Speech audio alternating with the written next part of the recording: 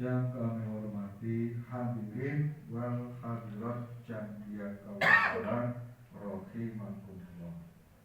Pertama, kita panjatkan syukur alhamdulillahirabbil alamin kehadirat Allah Subhanahu wa taala atas segala nikmat yang diberikan kepada kita.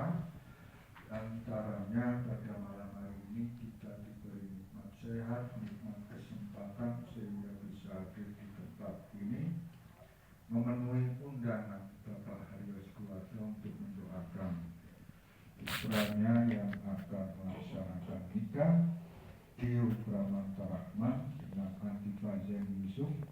Insya Allah akan dilaksanakan pada tanggal 3 Januari. Mudah-mudahan kehadiran kita membawa manfaat yang seluas-luasnya dan diridhoi oleh Allah Subhanahu wa taala. Amin. Dan mudah-mudahan pelaksanaan ibadah nikah berjalan dengan lancar dan baik. Rumah tangga yang dibangun menjadi rumah tangga yang sakinah, mawaddah warahmah. Amin. Yang kedua kalinya syukur alhamdulillahirabbil alamin kepada Rasulullah sallallahu alaihi wasallam. Dan yang ketiga kalinya selaku murid-murid Thariqat Siddiqiyah sudah sepatutnya kita bersyukur kepada guru-guru Siddiqiyah, kepada mursyid Thariqat Siddiqiyah Syekh Muhammad Mukhtar Wali dalam Mutiqodah Sallallahu Siluhu. Bersyukur pada pimpinan Wali Talqin Siddiqiyah Syekh Maulana Muhammad Surya Al-Sani. Bersyukur kepada Ketua Forum Silaturahmi Khalifah Siddiqiyah Bapak Tasriful Aziz beserta seluruh Khalifah Siddiqiyah dan Wali Talqin Siddiqiyah. Hadirin wal hadirat rahimakumullah. Persoalan nikah secara naluri itu menjadi tabiat manusia, tapi dalam urusan agama itu merupakan urusan ibadah. Kalau orang tidak beragama karena agama tidak sampai kepada orang tersebut, apakah orang itu tidak menikah? Dalam hal tabiat, dalam hal naluriah manusia pasti akan melaksanakan yang namanya nikah. Hanya saja persoalan nikah ini karena menjadi bagian dari agama, maka persoalan nikah pun diatur oleh agama supaya berjalan dengan baik. Bahkan nikah ini diperintah oleh Allah Subhanahu wa taala, "Fankihu ma taqallakum minan nisa masna wa sulasa," dan seterusnya. Ayat ini ayat yang sudah masyhur, sudah mafhum di kalangan umat Islam. Bahkan ayat ini kadang digunakan dasar oleh orang-orang yang mencari enaknya. Ankiku matobalakum minan nisa masna wa sulasa. Nikahilah kamu dari wanita-wanita itu masna 2, wa sulasa 3, wa ruba'a 4. Ini perintahnya 2, 3, 4. Itu nyari dasar itu. Bukan persoalan 2, 3, atau 4. Ini persoalan melaksanakan perintah Allah. Jika kamu tidak mampu dan takut tidak bisa berbuat adil, cukup 1. Nah, jadi ini diperintah oleh Allah. Karena diperintah oleh Allah, maka Allah memberikan naluri, memberikan tabiat, memberikan potensi kepada manusia, yakni daya magnetik yang disebut kecondongan hati, hub antara laki-laki dan perempuan.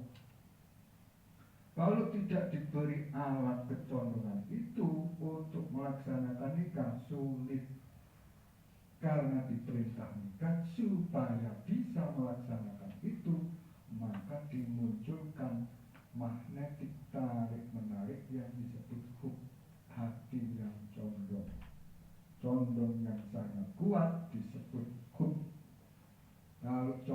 yang biasa disebut malun, hanya mangklung saja kalau bahasa Jawa.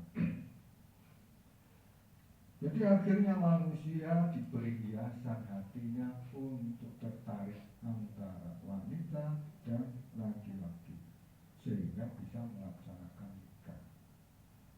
Ada orang yang menikah, kenapa kamu menikah? Karena aku sudah cinta sama dia. Jadi dasarnya cinta. Ada yang menikah karena saya dijodohkan. Ada. Namun demikian, apapun sebab-sebab yang muncul, Rasulullah SAW mengingatkan, kullu amrin dibalim la yubda'u fihi bismillahirrahmanirrahim aqta. Segala perbuatan baik yang tidak diawali bismillahirrahmanirrahim putus dari rahmatullah barakatullah. Dan beliau mengingatkan innamal a'malu binniyat. Semua perbuatan itu bergantung kepada niatnya. Memang menikah itu bisa dilaksanakan dengan mudah kalau didasari ketertarikan saling mencintai. Kalau tidak ada rasa saling mencintai, sulit untuk melaksanakan nikah. Namun demikian, karena ini urusan agama dan diperintah oleh Allah, maka niat nikah sebagaimana yang disampaikan Rasulullah, segala amal harus disertai niat. Dan perbuatan baik itu harus diawali bismillahirrahmanirrahim. Artinya nikah pun harus diniatkan melaksanakan perintah Allah.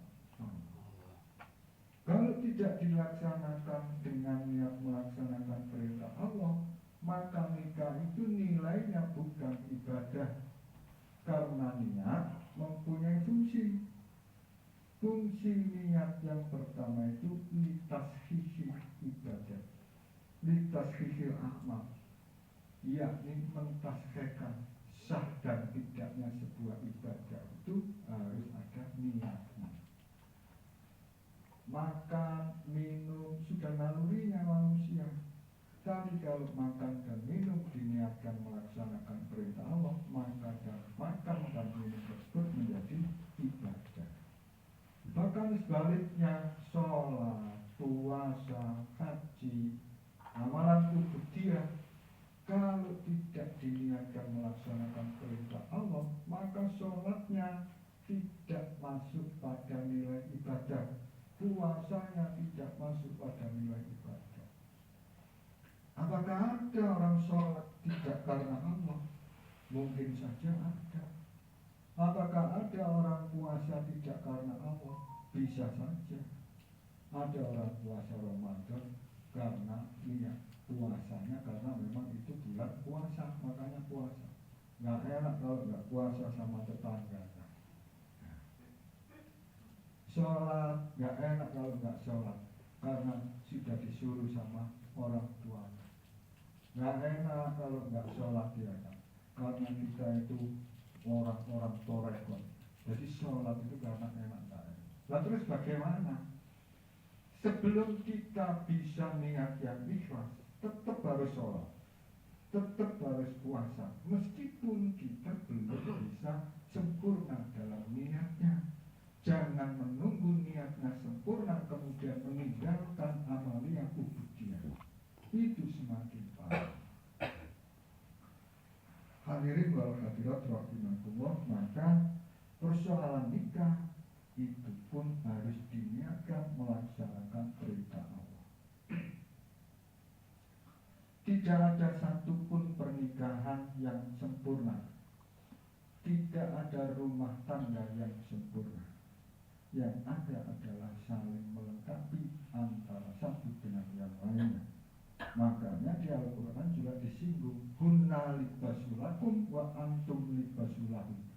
Laki-laki itu pakaiannya perempuan, perempuan itu pakaiannya laki-laki. Artinya masing-masing kekurangan harus bisa saling menutupi. Masing-masing kelebihan harus bisa melengkapi. Dan tidak ada rumah tangga tanpa ada badai. Ketika ada ombak, bagaimana menyelesaikannya? Diselesaikan dengan baik secara berdua.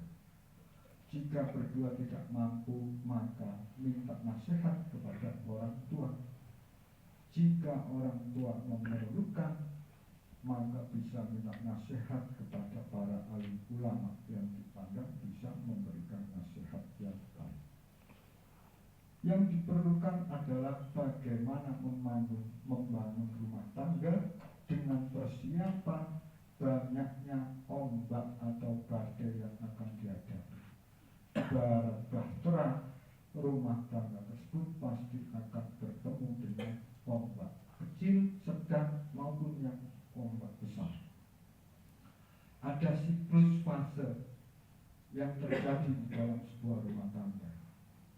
Kadang ada dalam rumah tangga ini menghadapi siklus fase bagaimana sulitnya komunikasi, sulitnya adaptasi.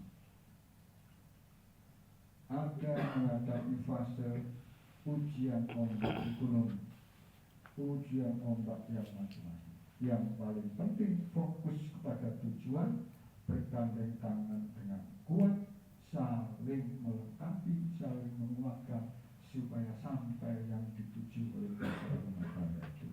Hadirin wal hadirat rahimakumullah, kita berdoa kausaran malam hari ini mendoakan Ananda Geo Pramanta Rahman dan Adifa Zain Yusuf yang insya Allah akan melaksanakan nikah.